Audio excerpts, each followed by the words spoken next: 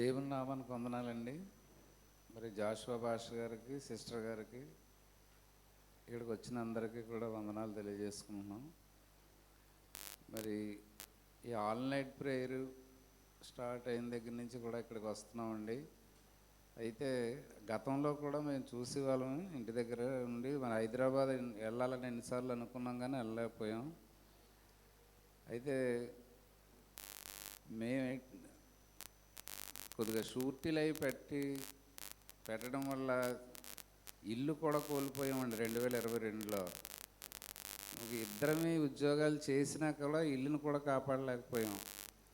మరి దాని మీద అలాగే అప్పులకి వడ్డీలు అప్పులు చేసుకుంటూ వెళ్ళి మొత్తం చాలా ఇబ్బందులు పడ్డామండి, పిల్లల చదువుల విషయంలోనే అన్నీ. అయితే ఇక్కడ మేము గమనించింది ఏంటంటే, మేము అప్పులు పోవాలని మేము ప్రార్థన చేసేవాళ్ళమే, దేవుని కార్యాలు వేరే విధంగా ఉండేయండి. మేము గృహాన్ని అమ్మేసినప్పుడు 73 లక్షలకి ఇల్లు పోయిందండి.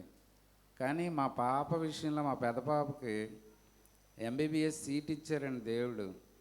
అది 1,50,00,000 సమానం అండి. ఆ సీటు గవర్నమెంట్ సీట్ ఇచ్చారు. అలాగే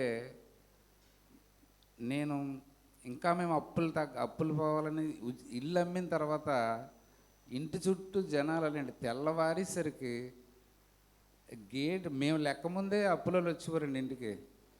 ఇల్లు అమ్మేశారు కదా, డబ్బులు ఉన్నాయి, మాకు డబ్బులు ఇచ్చేయండి, 2 ఉద్యోగాలు కదా, ఎంతో కొంత ఇవ్వండి అని చెప్పేసి చాలా ఇబ్బంది పెట్టేవారు.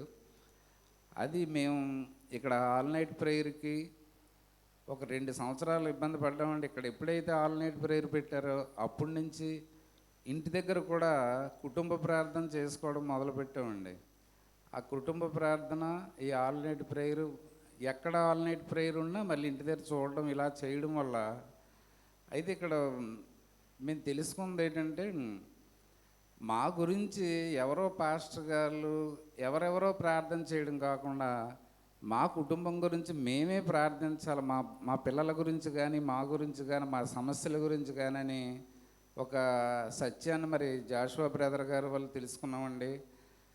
మరి అప్పటి నుంచి కూడా ఒక 1.5 సంవత్సరం నుంచి రూపాయి అప్పు చేయలేదండి నేను. కానీ అప్పులందరూ చెప్తే వింటున్నారు. సమస్య ఉంది, మీకు అవుతుంది, ఇస్తామంటే అదంతా కూడా దేవుని కృప అండి. గతంలో వాళ్ళు ఏమి అంటారు అని చెప్పేసి ఎక్కడ దగ్గర అప్పు చేసి వాళ్ళకి వడ్డీలు కట్టేసివ్వండి. కానీ ఈ 1.5 సంవత్సరం నుంచి కూడా ఎక్కడ నాకు అప్పు ఇవ్వలేదు, నేను అప్పు చేయలేదండి. ఆ విధంగా దేవుడు మమ్మల్ని కుటుంబంలో కూడా నెమ్మది సమాధానంతో ఉన్నామండి. పిల్లలిద్దరూ కూడా బాగా చదువుతున్నారు. మరి ఇక్కడ ఆల్ నైట్ ప్రేయర్కి రావడం వల్ల రోజంతా దేవుని సన్నిధిలో గడపడానికి మా కుటుంబానికి మంచి ఆశీర్వాదకరంగా ఉందని భావిస్తూ, మరి ఎప్పుడూ కూడా నిరంతరం ఏం జరిగినా జరగకపోయినా దేవుని సన్నిధిలో ఒక రాత్రి గడపడం శ్రేష్టం అని భావించి మేము ఇక్కడికి ప్రతి నెల కూడా ఇక్కడికి రావడం జరుగుతుందండి. మరి ఈ అవకాశం మా కుటుంబానికి జాషువా బ్రదర్ గారు వల్ల మరి ఇక్కడ దేవుని సన్నిధిలో రాత్రి అంతా గడపడానికి ఇచ్చిన అవకాశాన్ని బట్టి దేవునికి వందనాలు తెలియజేసుకుంటూ ఈ చిన్న సాక్ష్యాన్ని ముగిస్తున్నాం సార్.